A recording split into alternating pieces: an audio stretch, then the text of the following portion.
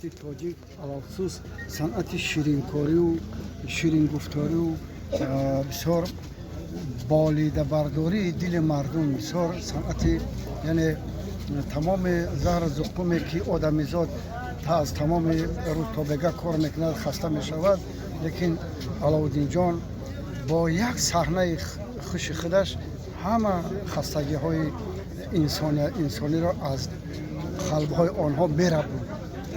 این با مردم همیشه شادی و خرسندی و شفا بخشی دوام میکرد و نه دیگر چیزی. امروز فکر میکنه که ما بسیار تلفات جدی دادیم.